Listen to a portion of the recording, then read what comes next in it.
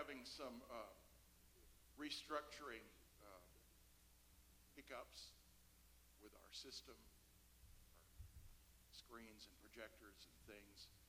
And it's going to be better when they get through with everything. It's going to be a lot better. They're upgrading, and things got changed inadvertently that shouldn't have been changed, not by their fault. But if you have a computer and you're on the internet, things come into your system sometimes that you don't want, and that's what happened. And I don't have a clue what they're talking about. I'm an analog man in a digital world. I have a stack of LP 33 1/3 records in my study. That's where I live. I live back there in the vinyl days. And I have heard, though, that they're coming back. And so all good things come back. I'm not going to ask you to stand for the reading of the word this morning. We're going to walk through chapter 19 of Genesis this morning. We have lots of time, so don't get nervous. I haven't even numbered my pages. It got so high, I just quit numbering. No, that's not true. But I have a word, I believe, from the Lord this morning. The Lord has been prompting me for a good while that I need to preach this. But it's not a Wednesday night message, and that's when I generally have opportunity to preach, is on Wednesday night. It's a Sunday morning word, and I want you to hear this because I think it's a powerful and important word for us today. The church at large, and I don't mean to be negative about this, but the church at large in the world today is having some serious problems. We have forgotten where we're headed, and we have forgotten who got us where we are. And we have opened our doors, not literally our doors at the building, but we have opened our doors to things that shouldn't be there. And I don't want to be mean this morning, and I won't be mean. I just want you to see. In Genesis 18 and 19, there's a story of Lot. Lot was the nephew of Abraham, and Lot traveled with Abraham and Sarah as they journeyed into their inheritance, their promised land. And Lot became very prosperous. He and Abraham both, their herds grew, and their servants' numbers grew, and it came to a point where they could not dwell together, the Bible said. My dad always told me when I was growing up, no house big enough for two families. And that's where Abraham and Lot came to. They were two families living in one house, although they were out on the wilderness, but they were trying to pasture their flocks and to do their business on the same land, and they were just having conflict upon conflict. And finally, Abraham said, I tell you what, let's just separate our goods and all that we have in our herds, and you go the direction you want to go. I'll give you first choice, and I'll just take whatever's left. And so Lot looked around, and probably being born at night but not in the dark, he looked around and he said, I like that flat pasture land out there in the plains, and I think I'll take that, Abraham, and you can have the rough stuff on the mountainside. And so Abraham said, that's fine, you go.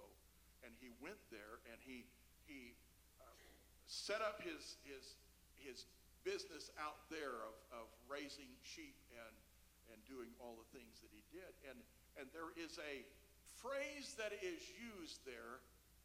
I'm telling you all this to lead you into where we're going. There is a phrase that is used as it says that he moved out and left Abraham and went out to the plains, and it said he pitched his tent toward Sodom. That's a very telling phrase. He pitched his tent toward Sodom. There is a real danger, folks, of moving toward the city of sin. Sodom was on God's list to be destroyed. Sodom and Gomorrah have become the watchwords for us. If we want to talk about how wicked some place is, we will say it's like Sodom and Gomorrah. It was wickedness personified. And yet he saw the plains and he saw the bright lights and he saw everything that was ahead, and that's the direction he moved. And I want to share with you some lessons that I learned from this passage, and we'll read scriptures as we go along. Lesson number 1. Living in the city of sin will pervert your whole system of value judgment. Lot didn't stay in the pasture land. Lot moved by increments until he was part of the city. In fact, Lot was probably an elder in the city. I say that because the elders of the city in that day sat at the city gate. And that's where Lot was sitting when God sent his angels to remove him and his family from Sodom so that he could destroy it. So he had become a part of that. According to all that I can read about this story, there's no indication that Lot knew who these angels were when they came to the city gate. He was just practicing good Oriental custom of the day and inviting them into his home for hospitality. Let me back up and read verses 4 through 8. I'm sorry, I'm ahead of myself.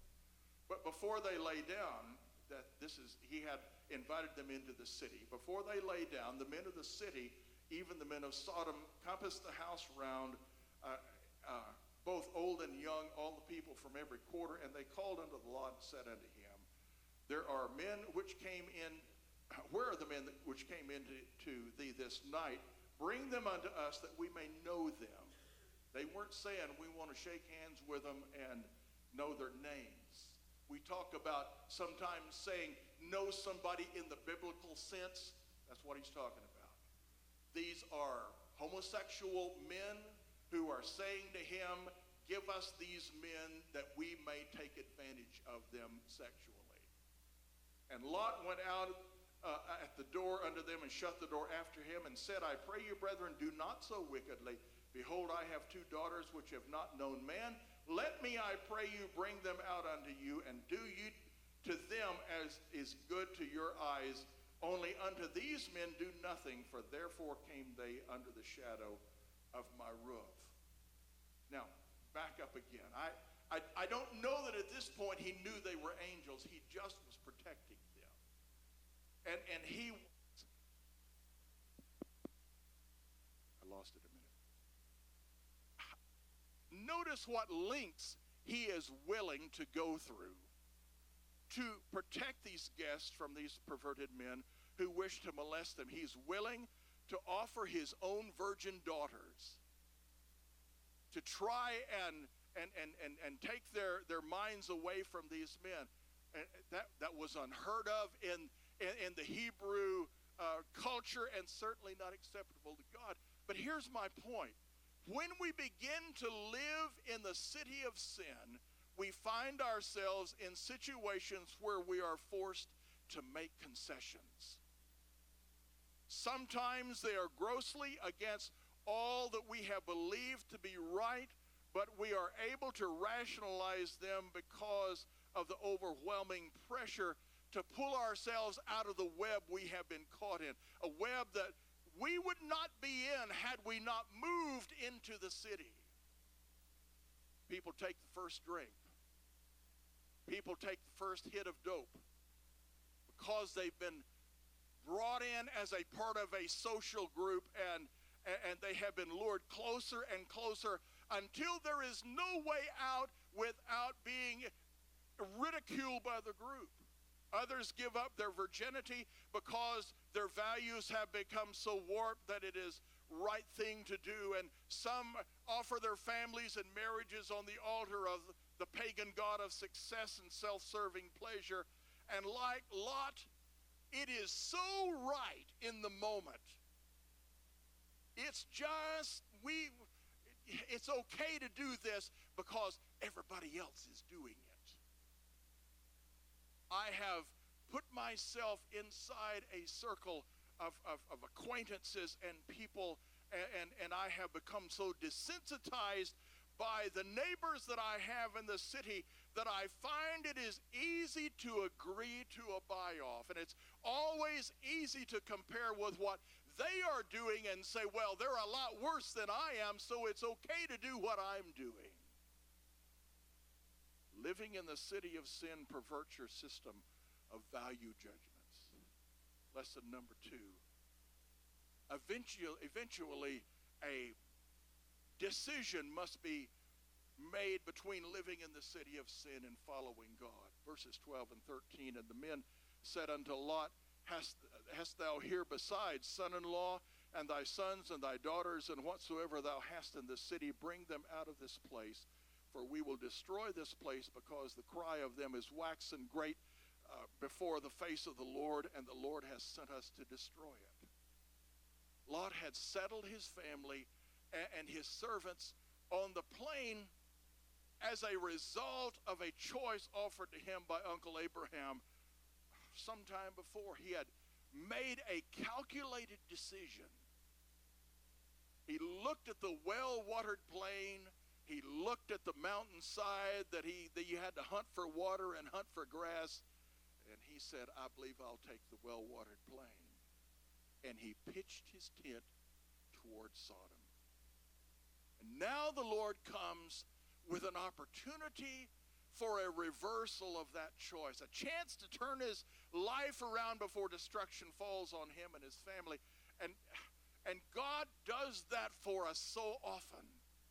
When we make that unwise choice, when we make that dumb move and we go this direction when God is saying go this direction, and we put ourselves in a place where we are compromising our witness and our testimony, and we are compromising our walk with God, and God will come to us time and again and say, don't do that, come with me, we're going to the higher ground up here. And that's what happened with Lot, and God helps us see that so many times. God sees the direction we have chosen, even the sojourn into sin we may have taken at times, and he comes to us knowing far better than we the fatal direction we are headed, and offers to us the opportunity to change that direction. How many times have I seen people, young and old, who all of a sudden have taken a sidetrack, and you know where it's going. You can see the road ahead. You know that destruction awaits them. And often they say, you don't know what you're talking about, preacher. This is the way I want to go. This is where most of you have been out of school some time. 50 years for me. But I still remember what it was like to see the cool kids. You know, they were the ones, if you were counting pictures in the yearbook, they were the ones who were all through the yearbook, and they had this accolade, and they had that accolade, and they did this, and they did that. And it was all so desirous to go that direction, whether they were right or not, to follow them and to go do what they do because of the pressure. Can I tell you, that didn't end when you became an adult. Peer pressure is not just for teenagers. Peer pressure lasts your entire life. I've worked in factories. I've worked in offices. I've worked in stores. I've worked in the military.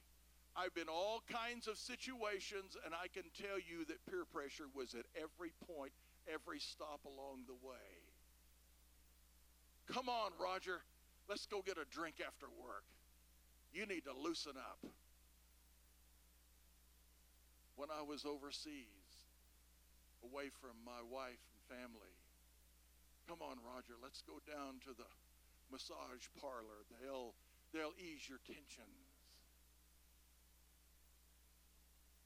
Some of you haven't been there, but some of you have. I'm telling you that there is peer pressure wherever we go and whatever we're doing. There are people who want us to go the wrong way, and God would say to us at every situation, do not go that way. See, Lot didn't proceed directly to go into Sodom upon leaving Abraham. It seems that a series of choices brought him to be an elder who sat at the city gate. Every time he moved his flocks and said, well, let's find a little better grazing place, it was always in that direction. We don't move into the city of sin with one leap. It's one step at a time. It's moving in that direction. That's what happens when you pitch your tent towards Sodom.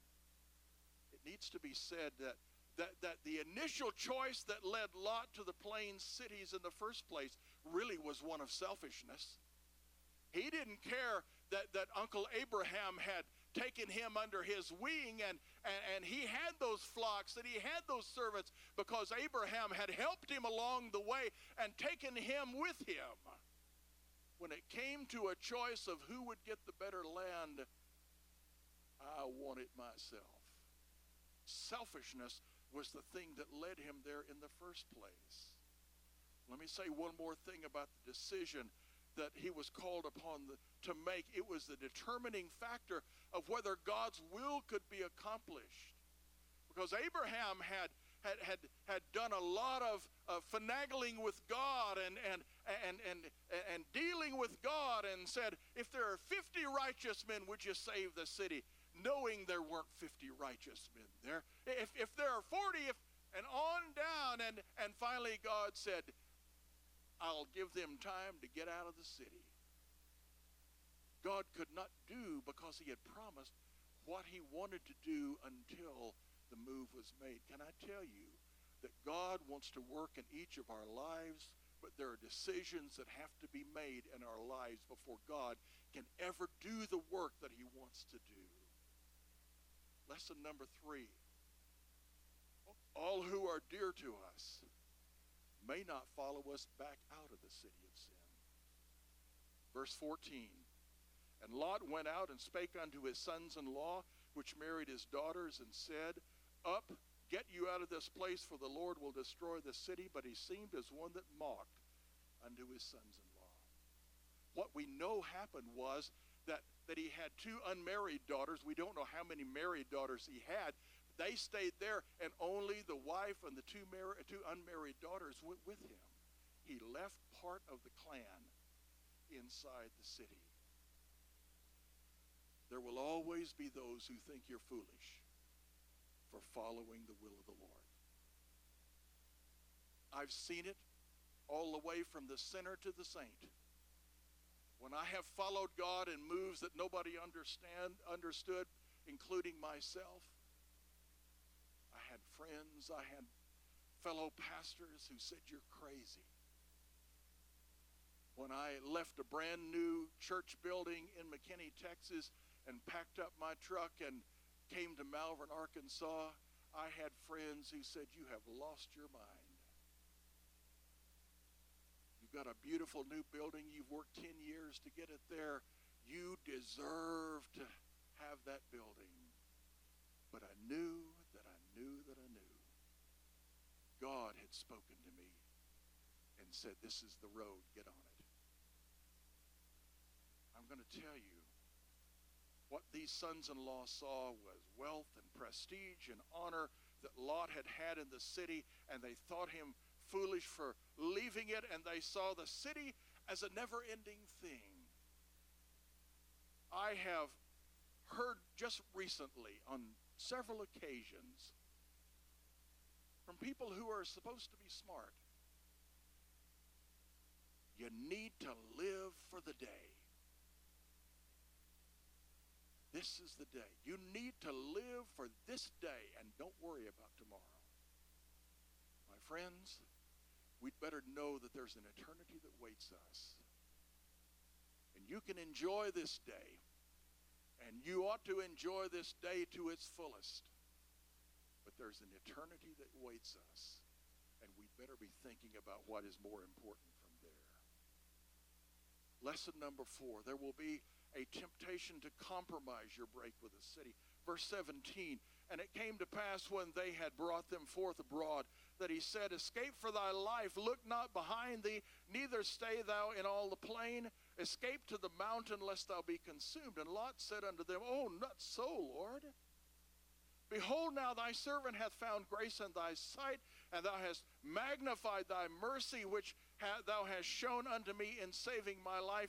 And I cannot escape to the mountain, lest some evil take me and I die. Behold, this city is near to flee unto, and it's a little one. Oh, let me escape thither. Is it not a little one?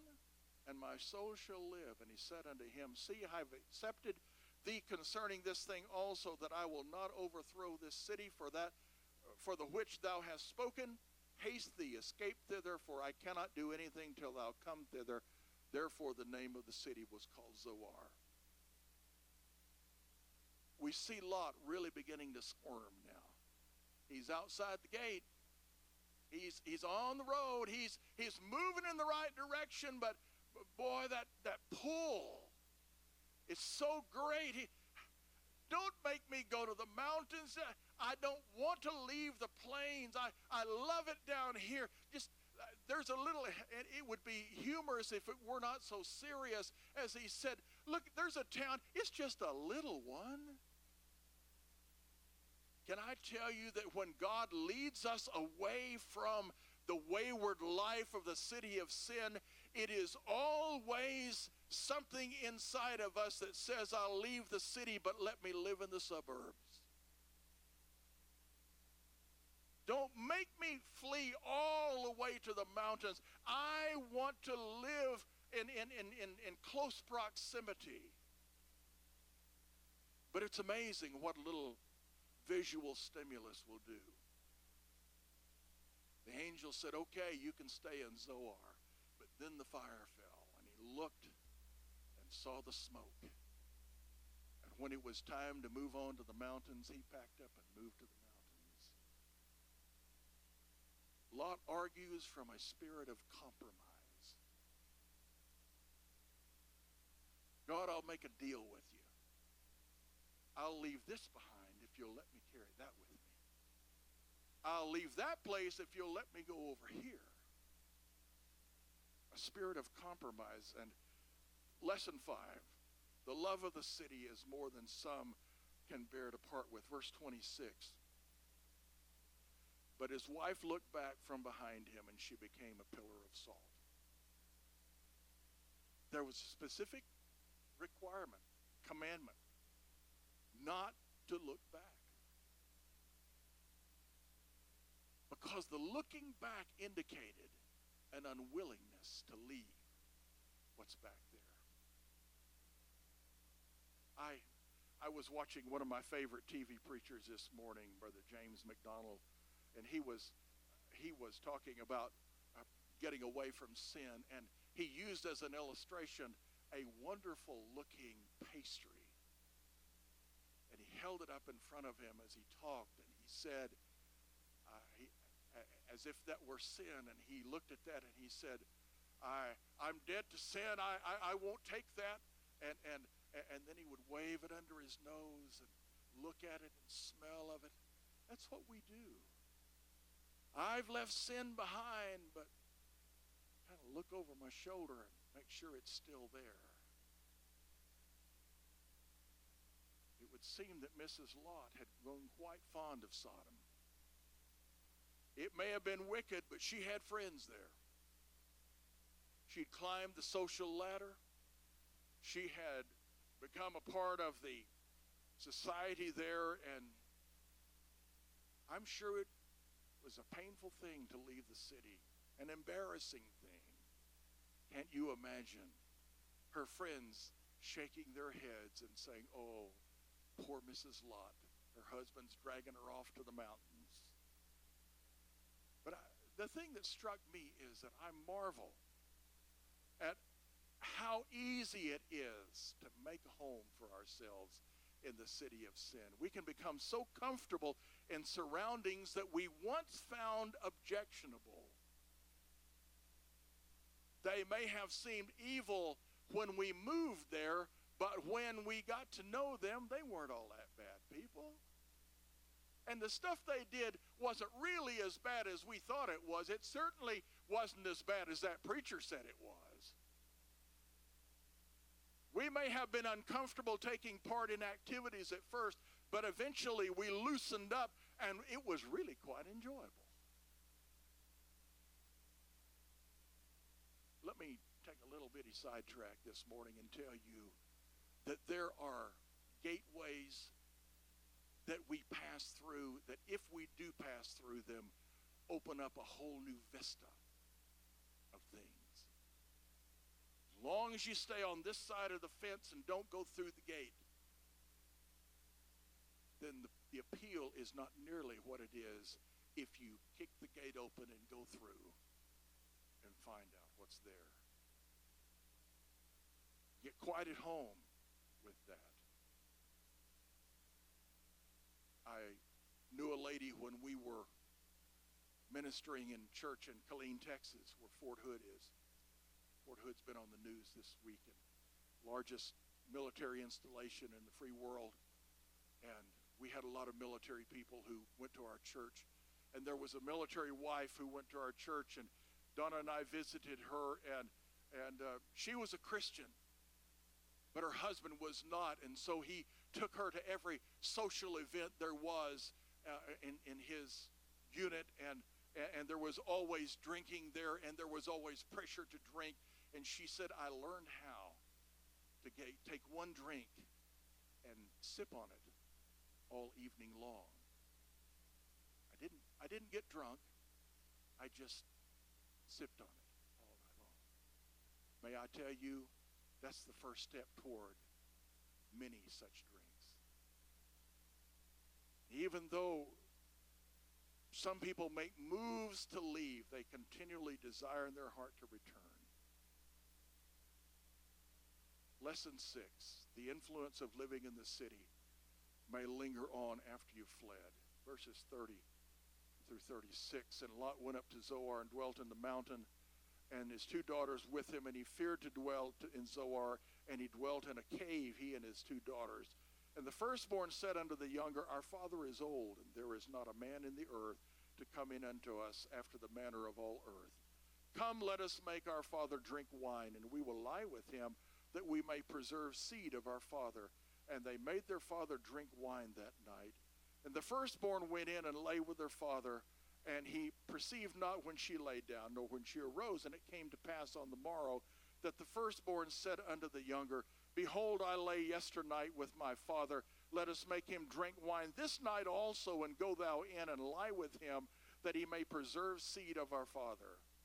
And they made their father drink wine that night also, and the younger arose and lay with him, and he perceived not when she lay down, nor when she arose. Thus were both the daughters of Lot with child by their father."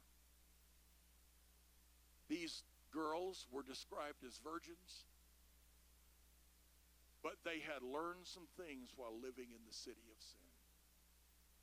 Though untouched by a man, they had not escaped the influence of the city. 2 philosophies stand out. Number 1, there was a belief that you must live for the immediacy of the moment. Don't wait to see what can be worked out. Don't wait to see if there's a tribe of men on the other side of the mountain. Don't wait on anything from God. Just look at the immediacy of the moment and do what you think you need to do, even if it was through incestuous relations with their father in a drunken stupor. There was the ability to rationalize that the end always justifies the means. They were providing grandsons for their father. After all, that should make it okay. Don't ever believe that you can live in close proximity to the inhabitants and the citizens of the city of sin and not be influenced by them, you will change in what you think. You pick up habits, your language begins to show spice, your view of morality softens. You begin with the attitude, I don't want to do it, but it's okay if they do it, but eventually it'll be okay if you do it too. And the habits that you form and the thought patterns you adopt and the view of life you accept will follow you out of the city. Finally, lesson number 7. The far-reaching effects of living in the city come back to haunt long after the fact. Verses 37 and 38. And the firstborn bare a son, called his name Moab, and the same is the father of the Moabites unto this day. And the younger, she also bare a son, and called his name Ben-Ami, and the same is the father of the children of Ammon unto this day. The result of those two daughters' sins were a plague unto Israel for years and decades. They started with those two children born of this incestuous relationship between their mothers and their grandfather, and it all points back to that one day when Lot said, I will take the well-watered fields of the plain, and he pitched his tent towards Sodom. There is no way of knowing how far-reaching our decisions go. How many generations will be affected? I'm not being overly dramatic by saying that some of our decisions will last long after we leave this world. When we pitch our tent towards Sodom, we're moving in a direction that will affect our family and our friends and our circle of influence.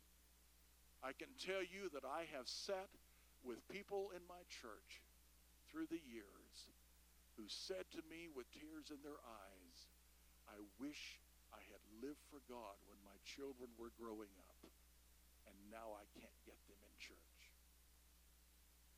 I'm talking about living a life that God would have us to live and not following after the things that are in this world.